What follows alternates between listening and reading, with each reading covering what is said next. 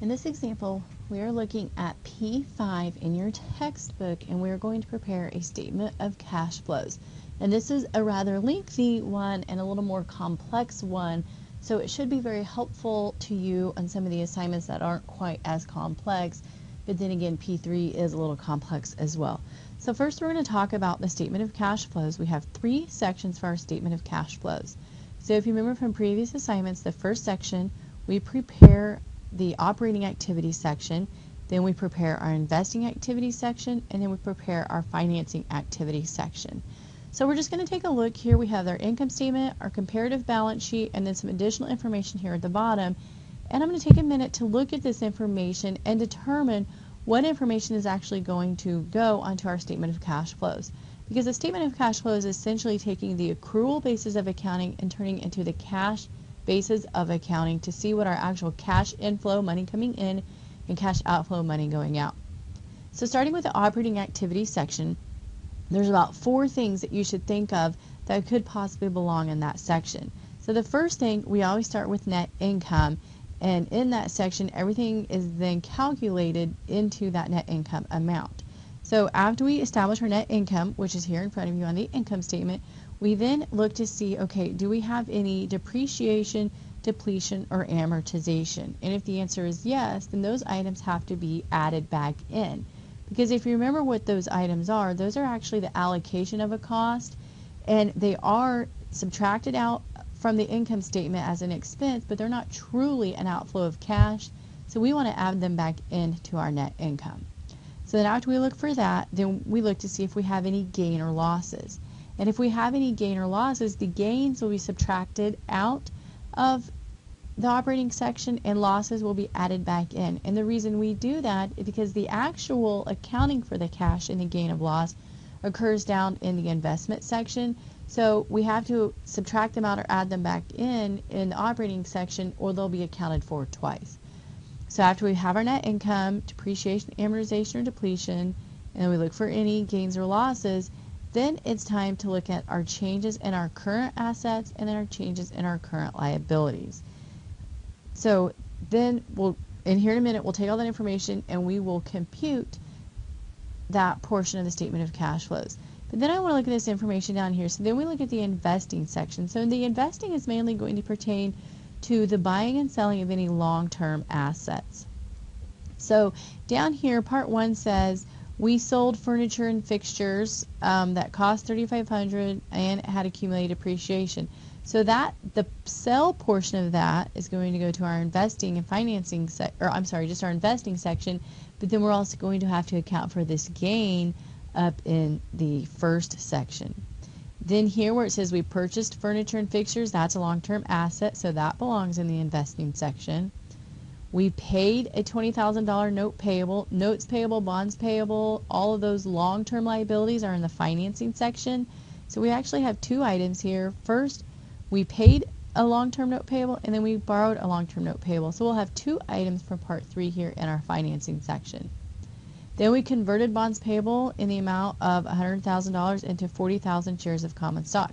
So this transaction actually does not involve cash at all. There's no transfer of cash here, but it's a significant transaction that involves both the investing and the financing activity section. Bonds payable is investing, common stock is financing, so that is going to go on the schedule of non-cash financing and investing transactions. Then we declared and paid a $6,000 dividend, so that is also going to go in the financing activity. So I went through that rather quickly, but now we're going to take all the information and build our statement of cash flows. So we start with our net income that we get from over here. Our $11,000 is our net income. Then we find, do we have any depreciation, amortization, or anything like that? So we can see over here, we look for the depreciation on the income statement, and it says that all of our operating expenses were $449,000, but that included $46,800 of depreciation. So we're going to add that depreciation back in, and it'll be added back into our net income. Then I mentioned gains and sales are next. So down here it said we had a $7,000 gain.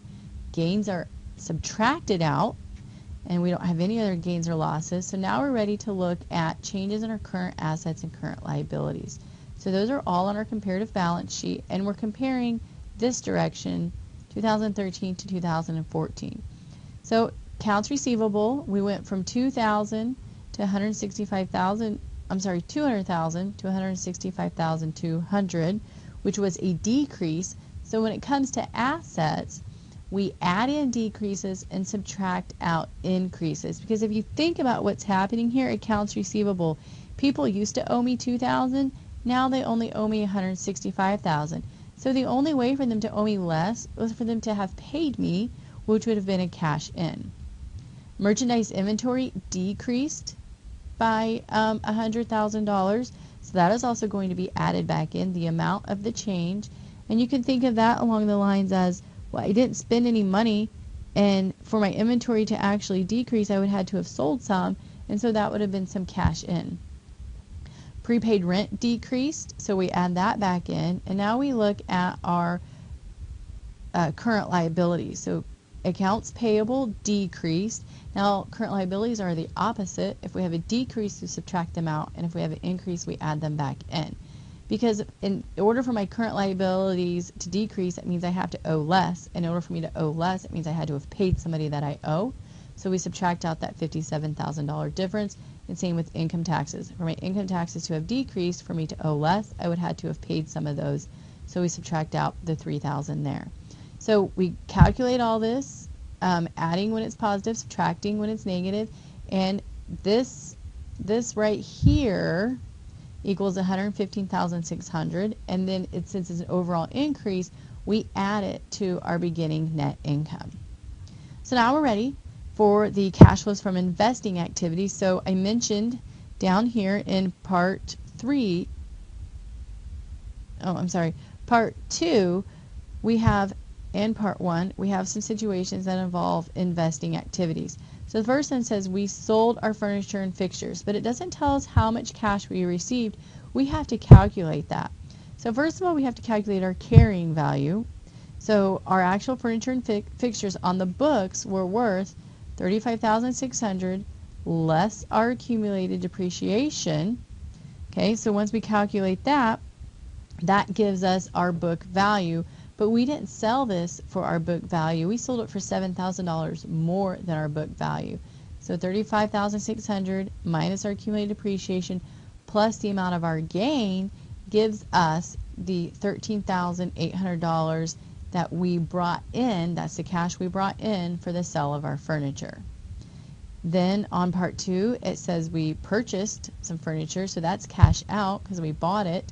So that's in the negative, $39,600.